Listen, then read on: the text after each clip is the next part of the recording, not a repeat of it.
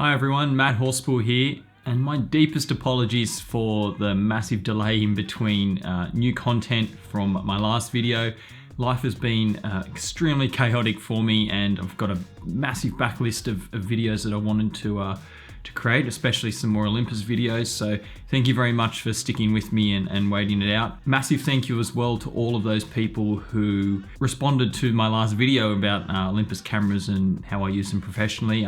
Your response was overwhelming. I was inundated with kind messages and questions as well, which was awesome. It's great to see there's such a strong Olympus community out there.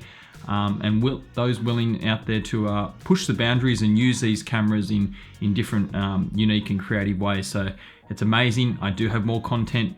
There's people have been requesting things. It is on the way, I promise. So if you don't already know who I am, my name is Matt Horspool. I'm a photographer and videographer based in Sydney, Australia. I'm also an Olympus ambassador here in Australia, and I like to shoot a vast variety of different genres, but mainly the adventure travel type of things.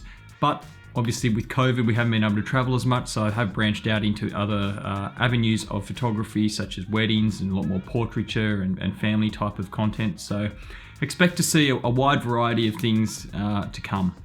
So if you've clicked on this link and arrived here, you've undoubtedly heard about the release of the new Olympus M.Zuiko ED 8-25mm f4 Pro. Now that is a bit of a mouthful, like a lot of the Olympus naming conventions, so you're just going to hear me refer to it as the 8-25 from now on. So Olympus Australia got in touch with me maybe a month ago and asked if I'd like to review this lens, write a blog post, or do something with it on YouTube.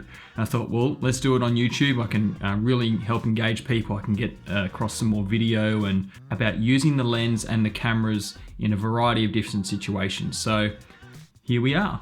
So Olympus don't really want me to do like a full-on technical review, which is great for me because if you've seen any of my other reviews, I prefer to do like an anecdotal type of review where I just see how this lens or how a piece of equipment fits into my workflow, my thoughts and opinions on it, honest thoughts and opinions on it. And I really strive to take something and use it across a variety of situations and really push it before I give my review and opinions, because people who don't actually use stuff beforehand or actually take it out into the field, it's very difficult to get a proper understanding of the quirks of, well, that piece of equipment. So obviously I possess a bias towards the Olympus system as well, being an ambassador, but I also really love the system. Like, I wouldn't be using it if it didn't work for me. And Olympus have always supported me in the notion that if I need something, I will take the right piece of equipment and use it for that. Not every piece of equipment, specifically this lens, may be useful for your type of shooting, maybe not be useful for all of my types of shooting, but it's good to see it used in a variety of situations, because sometimes that's all we're left with is one lens in our bag and we have to use it. So it's good to know what it can do and what maybe it can't do. Now, as a full disclaimer, Olympus have actually paid me for my time to go out and capture a lot of this content because I've spent many days going and shooting a variety of different scenes. They aren't, however, having any input in what I'm saying. They are going to view this video beforehand just to fact check that I haven't stuffed up any of the naming conventions or specifications, but they're not going to influence the way that I am talking about the lens or if there's any negative things that I may find. So that is your full disclaimer. I will try and give my honest opinion. So I'm going to break up this review into a variety of different sections so you can navigate and scrub through and find a section that might suit what you're trying to learn about. That way you don't actually have to sit through the whole thing if you don't want. But I highly recommend you do so, because I might make some points that are relevant to another field of photography that might suit you best. So I'll also go over the specs, my initial thoughts, comparisons to some of the other lenses in the lineup, and then I'm going through the 5 different types of shoots that I took this lens through. And then I'll give my final thoughts on who I think this lens is good for and who it may not be so good for. So the 8-25 sits on Olympus's roadmap as the third lens in the past 2 or 3 years to be released alongside the 150-400 Pro, which everyone has been raving about, and the 100-400 f5 to 6.3. So there is now, if you're according to the Olympus roadmap, there is going to be another 5 lenses to be released, which is pretty exciting. But this one here sits as like the kind of do-it-all wide-angle lens for a variety of different shooters. So at the time of its release, the Olympus 12 to 45mm lens was a bit of a peculiar one. I wasn't entirely sure what to make of it. All of my bias and opinions were based purely off spec sheets, rather than actually having taken it out in the field and using it like I like to do. On paper, I found it a little bit of a peculiar one, especially sitting alongside some of the other pro lenses that are in the range, but I decided let's just wipe that out, any preconceptions, let's take it out in the field and let's try. So the lens in the box comes with the lens, it comes with a lens hood, and it comes with a 72mm lens cap, a rear cap, an instruction manual, a warranty booklet, and this beautiful little lens wrap cloth with a little Olympus motif on the end, which is pretty cool. Put that over there. The lens does not come with this focus ring. I've actually added that. I'll leave the description below and we'll talk about that soon. So this is a Pro Olympus lens. It fits within the Pro line, which is above the Premium, which is above the regular lens line. So as you would expect from all Olympus lenses and equipment, it is top-notch built. So this particular lens has 16 elements in 10 groups and has a 7-blade aperture diaphragm, so you are going to get some pretty round bokeh, although it isn't known as a bokeh kind of lens. But we'll see when we do some of the portraits the kind of things you can get when you start putting things in front of the lens in a different focal range. It features a constant aperture of f4 up to f22, so it's not the brightest, but f4 is still pretty good. And the main selling point, I think, of this so far on paper is the 8 to 25mm. And so what the 8 to 25 translates to is obviously 16 to 50mm in a full frame equivalent. Now that's ultra wide to a normal field of view, 50mm, it's like everyone likes the nifty 50. So this is a pretty versatile range of focal range in one lens.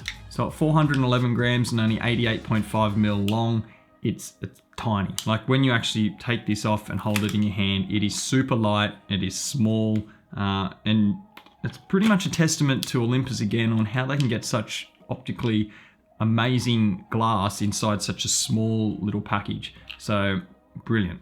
So like all of the Olympus Pro lenses, it features some of the best weather sealing in the business, IPX1.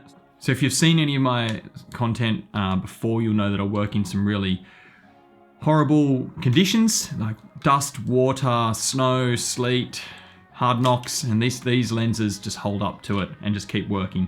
So the IPX1 though does state that it is only constant water falling vertically, which will cover most rainy situations. However, I would be confident to take this in a bucketing downpour where the water is moving sideways, just because of the confidence from the other lenses that they just keep working. I think Olympus has been a little conservative in the IPX1, but that is what it states. So if you try anything else and trash your camera lens, that is not on me. Of course, it's also dustproof, freeze-proof to -10 degrees. Obviously, I didn't get to try that out this time, but I'm full confidence to be able to do that as well. Another useful thing that I actually had on this lens, which was my Tamron 15 to 30mm on my full-frame Nikon a long time ago, is a fluorine coating. And that coating is now on this lens, and that means until you've used a fluorine coated lens, you don't know how amazing it is. Basically, anything that falls on there, water, dust, or anything, you can pretty much just blow off with your mouth and it'll bead off. It's no more rubbing and scrubbing and trying to get crud off your lens. So well done. Another big selling point of this, the lens, is now the ability to put on screw-on filters. 72mm to be exact. Whereas with the 7 to 14mm before, it had the bulbous kind of end and you needed to use filter attachments. Really impractical for run and gun light stuff and trying to take minimal kit. But with this it's just a regular flat lens and you can put such a wide variety of filters on it. Being 72mm, it's also the same as my 12-100mm f4 Pro IS and the 40-150mm f2.8 Pro.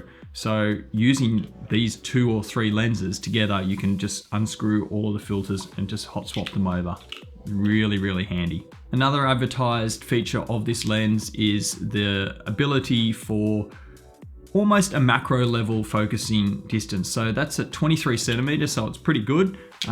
Classified around as the half macro range. And I did get to test it out a little bit in the rainforest and have a bit of a play around, especially hand holding. I didn't try it on the tripod, but pretty good results. So, and that 23 centimeters across the range. So from 8 to 25 all the way through.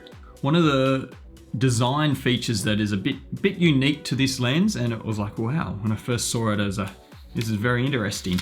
But you'll see here that there's a little dot. So that's actually the locking position of the lens. So you can't actually use the camera and lens this way. If you turn it on, it's going to come up with a thing saying, the lens is locked, please extend the lens. And to extend it, you rotate it anti-clockwise until it clicks. And then it starts at the 8mm all the way to the 25mm. And as you can see, the lens does retract and protract a little bit, much like the 12 to the 40 did, but not super far. And then if you want to pack it away, lock it in there, and then you can pack it into the bag. So at the time of recording this, the lens is going to retail for 1599 Australian and 1749 New Zealand dollars. Not sure what that is in terms of US dollars, but I'm sure you can do a quick conversion. So where does this lens fit within the Olympus ecosystem? It's a little bit of a tricky one because on paper you see it compared to the 7-14mm f2.8, which I'll compare it to mostly because that's the other lens that I use the most. And you might see some similarities and some differences, but there are marked similarities and differences. Having this flat port means landscape photographers, for underwater, for all of these different uses, you now don't have to take the square or 150mm filter holders that go on the 7-14. You can just take screw-in filters. It's also lighter than the 7-14mm. It's smaller. If you're going to just have one lens, this could be it. So the 7-14mm at the time is costing $2,299. Sorry, I just had to check there.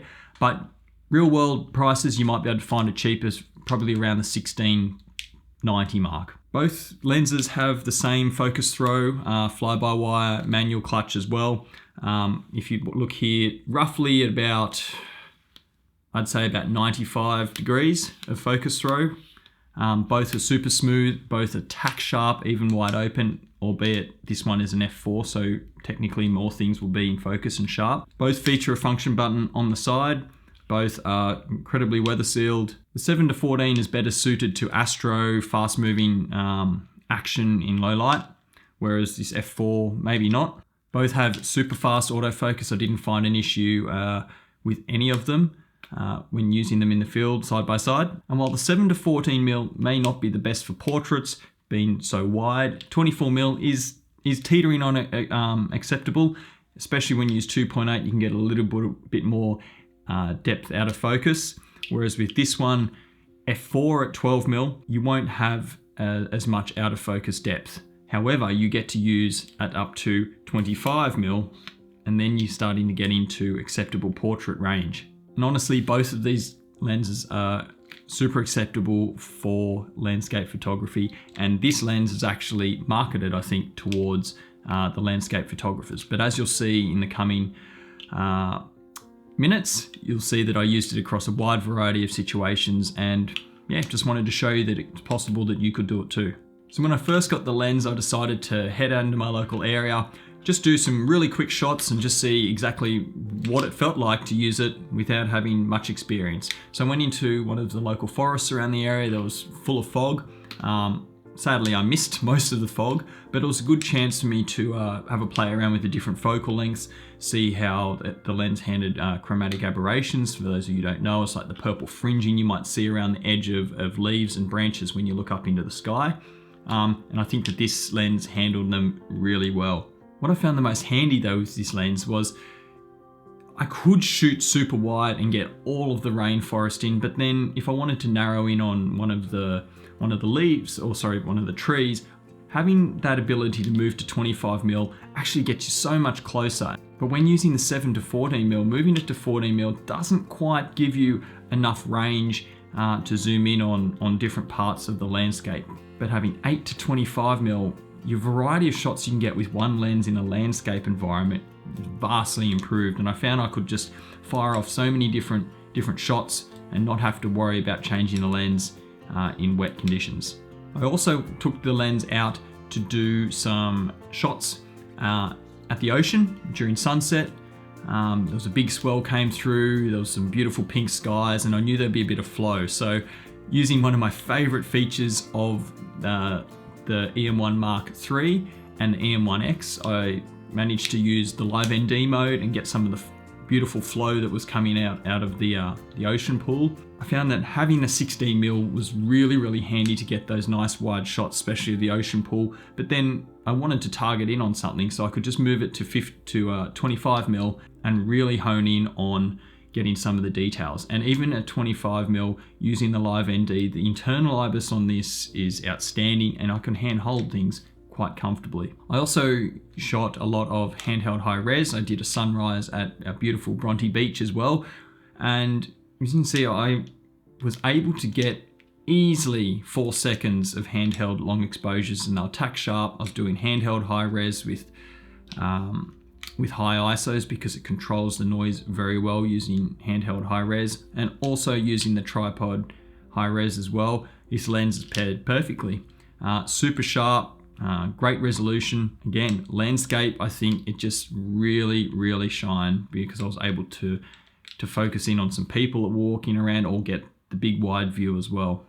Okay, so on to portraiture. Now, this lens being a landscape oriented lens, most people wouldn't buy this for taking portraits, and I totally agree with you, and I probably wouldn't either. However, being able to have a equivalent of a 50mm lens, a nifty 50, that is great portraiture focal length. So I thought, well, let's hit up a model, go shoot some of the autumn leaves and see just exactly what it would be like using the autofocus of the EM1 Mark III, because I love the eye autofocus, being able to have the little box around the eye, and shoot some super wide and some mid and some zoomed in portraits. And yeah, as you can see, these are some of the shots that I managed to get. I think at f4, not typically your portrait aperture range because there's a lot of things in focus, but if you can start to be creative and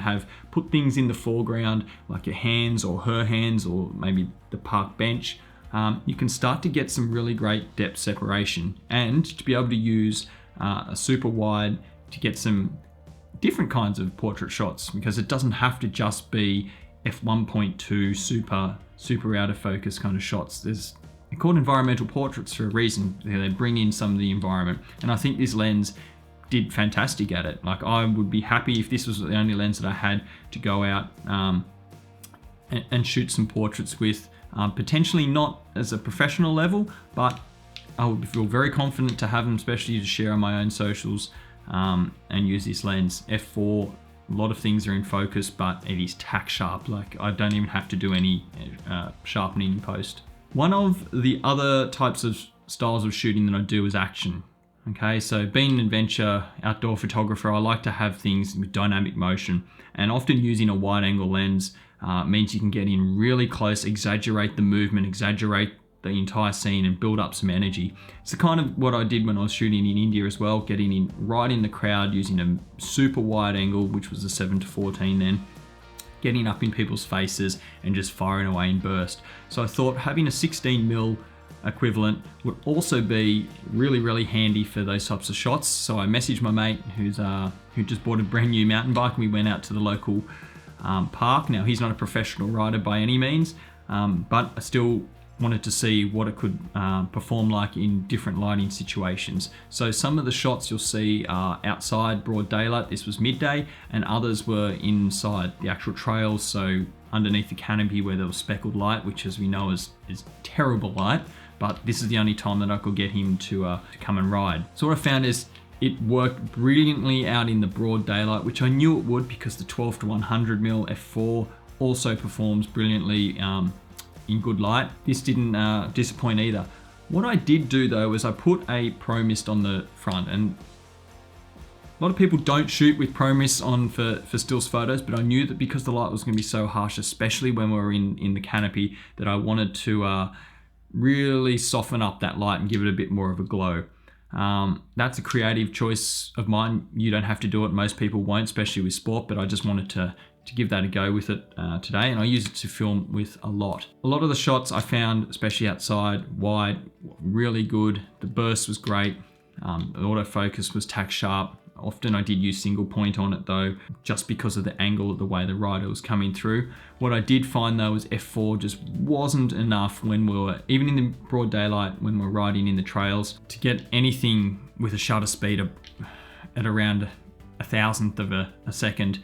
f4 is just not enough. You had to bump the ISO up to 6400, and the shadows just had too much noise and color loss for what I would have liked. But with the 7-14, I think that would be a better choice for that type of situation.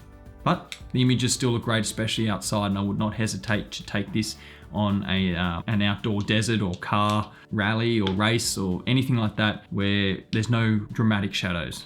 So one of the genres I was really keen to try out with this lens is underwater. Now, as you know, I'm an underwater photographer. I absolutely love it. I love free diving. I love all things about water, and I love taking photos under the water. So I decided to see if it would fit in my housing. So obviously I have the EM1 Mark II inside the beautiful Olympus housing here. Now, the EM1 Mark III, for those of you who don't know, does fit inside this, but because of the back little joystick here, it bumps one of the buttons in here and constantly changes. So you can't really use it professionally. Well, actually you can't really use it at all. So EM1 Mark II, renowned as a brilliant underwater camera, and obviously the housing being proprietary, it just works brilliantly. So this actually fits inside the housing at 8mm and sits just below the dome. I think the reason that Olympus hasn't advertised that it fits inside the housing is because every dome and flat port is designed for a lens specifically to deal with distortion. I don't think it's necessarily an issue for us underwater because most of the time, especially shooting wide, there is some element of distortion, the way the light's refracting and bouncing off different particles and the way the water is moving. It bends light anyway and distorts things. I didn't, from my tests, find that there was any noticeable issue. What I did find is in some angles and situations, there would be some flaring, or some odd flaring that I hadn't noticed on the 7-14mm, which I believe could be because of the dome and the way the light's bouncing off and bouncing through the dome and hitting the lens. You can see it in this picture here. Not a huge issue, but just something to be aware of. Obviously with the 7-14mm, I can, with the zoom ring on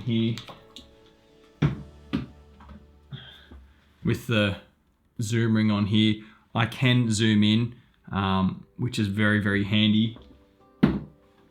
But on the 8-25, I'm locked out at 8mm. So not a bad thing. If this is the only lens and dome setup that you had, or maybe you found it secondhand and were wondering if it would work, well, it does work. I had a lot of fun shooting with my good friend Luciana, as you can see in this photo here, and many others that I'll put across the screen. I find that f4 is plenty enough for underwater photography. I teach a lot of my students that we should be trying to, for ease of use, f4, f5, 6, f8, f11 we can shoot at, because we can ensure that most things are in focus. So being f4, I actually shot most things at f8 anyway, and just bumped the ISO up because the ISO capability underwater is brilliant.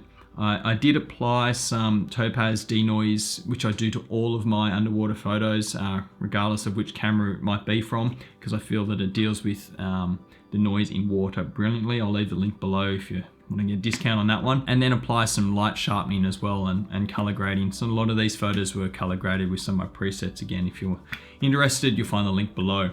But as an underwater lens, I think it is brilliant. Not as versatile, obviously, as the 7-14mm, but as you can see here, the shots are, you can still get some amazing shots. So that was a massive tick for me for a versatility wise with this lens. So as I mentioned before, having a lens that can shoot ultra wide to regular focal lengths, I wanted to also show you what that kind of looks like with the scene. So this is one of the scenes from my shoot at Curl, and I'll take you through from about 8mm, 12mm, 17mm, 25mm. And as you can see, the versatility of compositions that you can get are pretty bloody amazing. So hats off to Olympus for making something that is super versatile for landscape type of shooters. And now we get into the video side of things. Now this was something I've been really excited about, because not only shooting video on the Olympus cameras, but on my Blackmagic Pocket 4K, which I use a lot of the Olympus lenses on, I didn't have an ultra wide angle lens that would fit native micro four thirds apart from the 7-14mm, and you cannot put ND filters on the front, and that was so annoying. But now that this lens is here, I will 100% be using this one on the front of my cameras for video, because I can put my variable ND on there, and being 72mm, I can then put it on my 12-100, which I use all the time, the 40-150, which I use all the time in video, and easily swap over the filters. What I did notice as well is with one thin filter on the front, say the Pro Mist, I can't even unscrew that, there's two filters there, but one on the front was no real vignetting. Two filters on there would get slight vignetting, but as soon as you move at 8mm, but as soon as you rotated it to say 9-10mm, the vignetting was pretty much gone. So that's really good. But if you wanted to alleviate all of the vignetting at 8mm, I would get something much wider, like an 82mm, 77mm filter with step-up rings perhaps.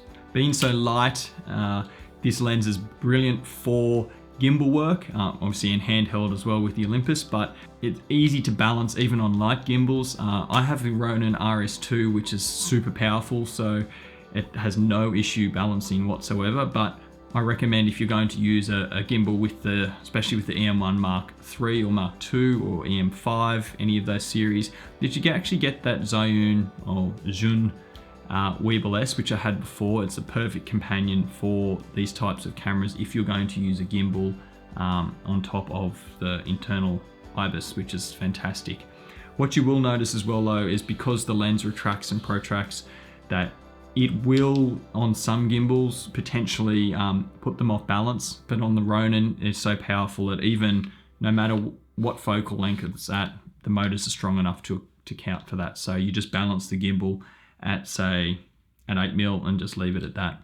Focus breathing is another thing that people using video, especially when they're focus pulling, might need to consider. I didn't notice much focus breathing at f4 or anyway through the range. I was controlled pretty well. I do believe that Olympus lenses have really well controlled focus breathing. Basically what focus breathing is when you are pulling focus from something near and far or vice versa. There can be a little bit of distortion as you start to focus, but this lens doesn't seem to have a very large noticeable amount, which is fantastic. I have seen on a lot of forums people talking about, especially John Brawley, I think, with the 12-100 it's been such a fantastic video lens and being pretty much parfocal. I've also noticed with this, sorry about the shaky footage of me filming, I didn't have another tripod to film with. When you focus on something in the distance and then zoom out to a wide angle, it will actually maintain its focus. If a lens is not parfocal, when you zoom in or out, the focus will actually change. I think this is not quite parfocal, but especially at f4, you're not going to see any noticeable difference in focus. So yeah, well done, Olympus. That's a great design trait. One thing I did want to talk about a little bit more was that minimum focusing distance. Now, for a lot of landscape photographers, you'll shoot wide, you might shoot at the 25mm focal range as well, but the ability to focus in super tight can also tell an even greater story. Being able to focus from 23 centimeters, whilst it might not be a super macro lens, it does give you the ability to really razor in and get a focus on something such as the water droplet here, or a bug or a leaf, which you'll often find when you're out landscape shooting. All right, so who is this lens for? Honestly, this one stumped me. Where does this brilliantly designed, incredibly sharp, incredibly versatile lens fit within my workflow, your workflow, the general Olympus ecosystem? And well, this is the conclusion that I come to. While it might not be the fastest lens, being at f4, it certainly is super versatile. And I think that this lens, while with the Pro badge name, it sits just, for me, it sits just below the 7 to 14mm, which I think I'll be reaching to most of the time for my line of work. What this lens delivers though is something that would really, really suit the prosumer level. I'm talking about the EM5 Mark III users, or maybe someone who's picked up the EM1 Mark II, who is a really, really keen enthusiast, someone who loves to get out and shoot waves, or out in the desert, or really loves landscape style shots with the ability to shoot the occasional portrait here and there. I don't necessarily think, for me, that I would be using this on many of my professional shoots, only because I need the versatility of having about the f2.8 and the ability to shoot something that's moving a bit faster and a bit less light in situations. But for this, the prosumer level, I think it is brilliant. So really, it's someone who, the weekend warrior or the super creative enthusiast who needs pro level weatherproof, weather sealing, incredible optics, but doesn't necessarily need the low light capabilities, and doesn't want to spend as much as the 7 to 14 is. It's also for the person who maybe is a bit more of a casual shooter or budget constraints, who wants really, really good optics, but only needs 1 or 2 lenses. So I would be pairing this, the 8 to 25, with the 12 to 100, and then you've covered all grounds. And as you know, the 12 to 100 is one of my favorite lenses. I use it 99% of the time, even on my big jobs. But you could also pair this with the 12 to 45 f4, which would be another great option. But for me, or the 12 to 40. For me though, I think the 12 to 100 and this lens will be a match made in heaven. I think that this lens really oozes landscape potential, especially when paired with the IBIS, the incredible IBIS of the Olympus system. The lowest working aperture of f4 doesn't really matter as much in landscape, because you'll likely be shooting f8 or above anyway. f4 is just a bonus, but you'll also be able to use live ND with this lens so much easier, because it is lighter, and you can hand hold one position to get it into down low, and negate the need for having to use those giant filters that I showed you before. For videographers, those who shoot in good light or controlled light are going to love this lens. Those who like using things on gimbal, handheld, being wide, you can shoot handheld on these cameras and it works brilliantly. I did do some walking test shots, as you can see here, with the IBIS turned on to its regular settings. Sensor shift, not digital, and the lens doesn't have IBIS, so it was just in body. You can see that there is a little bit of jello on the outskirts, and that is the IBIS fighting it. I would be using a gimbal to get those types of shots if I really wanted smooth footage. I think this lens is also a brilliant choice for vloggers, because you won't really be using them in low light. We most likely won't be, but it gives a great focal range to get that really good YouTube look, get the environment in. The IBIS really works well for this type of lens in a vlogging situation. You will get a little bit of that jello again, I think, but having those different focal ranges, you can really accentuate different things. So let's have a look at that. This is a bit of a vlog test to show what it looks like at 8mm on the EM1X, shooting at Ultra HD 25p, and it's a pretty YouTube-ish focal length, getting caught on trees, but it's kind of a great vlogging lens, because then if I want to go into, well, I've got continuous autofocus on as well, but if I go into 50mm, well, sorry, 25mm, this is the extreme close-up that would get. And I'm just using the internal microphones on the camera because it's relatively quiet except for the galahs that are here. So let's go to, this is about 12mm, equivalent to 24mm, which is a pretty standard wide angle lens, like on the 12 to 100. You can see it's pretty good, gets most of the things in.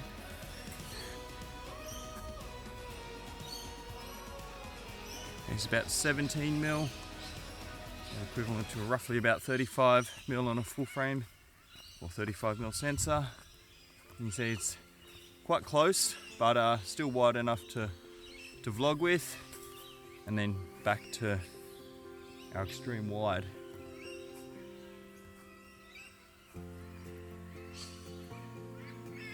And for daylight stuff and be able to use the filter on there, I think this is going to be a great vlogging lens for us.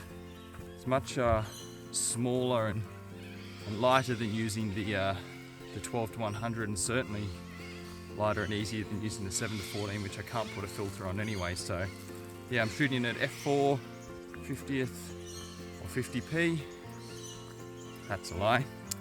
25p 50th shutter speed. Yeah, that's the vlog test. Who is this lens not really for? So please take the following opinions as just that. They are just opinions. These are my thoughts that align with my type of work, my type of situations that I shoot, and they're going to be very different than yours. Also keep in mind that Olympus isn't marketing this lens as a do-it-all type of action, portrait, underwater, everything type of lens. It is really aimed at the landscape do-it-all sphere. I just wanted to show you that indeed, whilst it may not be marketed that way, you can get amazing shots if you know what you're doing, if you take your time, if you figure out the little quirks of it and take practice. Any of the lenses that you can get amazing shots. They may not look exactly as brilliant as you might get if you had the perfect lens for that situation, but this lens can do pretty much everything. As I mentioned before, where I feel that this lens struggles is in low light action type of situations where you really do need that f2.8. Even during midday light, I found it difficult to focus and to use a shutter speed that was fast enough to not have to use ISO 6400 or more. For astrophotographers, this may not be the best lens for you. Yes, it is super wide, but at f4, you probably would be better off with the 7 to 14mm f2.8, being a brighter maximum aperture, getting in more light with less noise. Not to say that you can't use this lens with that, for astro, especially with that stereo focus feature of the EM1 Mark III, which is brilliant, but I haven't actually had a chance to test it out myself, so maybe you can do that and let me know in the comments below if that worked for you, or maybe if you use a different lens and setup. So in closing, Olympus has done a brilliant job with another pro lens. Across the pro range of lenses and even the premium, Olympus is renowned for having optically brilliant glass, incredible weather sealing, and this lens is no different. It really is a testament to the brand and the company, making top quality equipment that is small, robust, easy to use, and above all, versatile. If you're an Olympus user, undoubtedly you've gotten into the system, or you've been using the system due to its small portability and its incredible optics. This lens is no different. I think it's a stellar addition to the lineup, albeit one that's a little bit strange. It may not suit everyone. I'm not entirely sure that I'm going to be using it in all of my work. Definitely in video, especially on the gimbal, to be able to use the variable ND. I think it's going to be brilliant. My underwater photography, Probably not, because I can have the versatility at 7 to 14mm, being able to zoom as well. Really love to take this out and use this shooting some automotive photography, because I think it will be very, very versatile, especially on one body, having this and the other one having the 12 to 100 or the 40 to 150. Again, I don't think that this lens make the cut for me shooting action types of stuff, say with the mountain bikes. I think I need that f2.8 and a bit more low light versatility. I can do without not having the filters for stills photography. I don't shoot a great deal of pure landscape types of work. If I did, then perhaps that this would be a bit more better suited than the 7 to 14, especially because I didn't have to use those massive filters. Okay, so I know that was a long one. Thanks so much for bearing with me. I'm sure you guys have many questions and opinions. Please do not hesitate to drop them in the comments below. What are your thoughts on the lens? Do you think it's something that you could use in your workflow? Do you think, is there anything I didn't cover? Maybe some questions you might have had. I know that this was more of an anecdotal type of review than pure technicalities and specifications, but I can do my best to answer them. Again, I've only been using this for 2 weeks, so really I would really like to have used it for 6 months before I gave you a complete full review, but as timing has it, 2 weeks was enough for this amount of content. If you'd like to see more, please don't hesitate to smash that like button. It really does help this information out to more Olympus users and Micro Four Thirds users. Press that notification bell if you would like to be one of the first people to see new content. Apart from that, I think that is it. I will leave links to some of the other parts that I was using, or everything that I was using, in the description below, and I'll leave you to it. Thank you. Bye.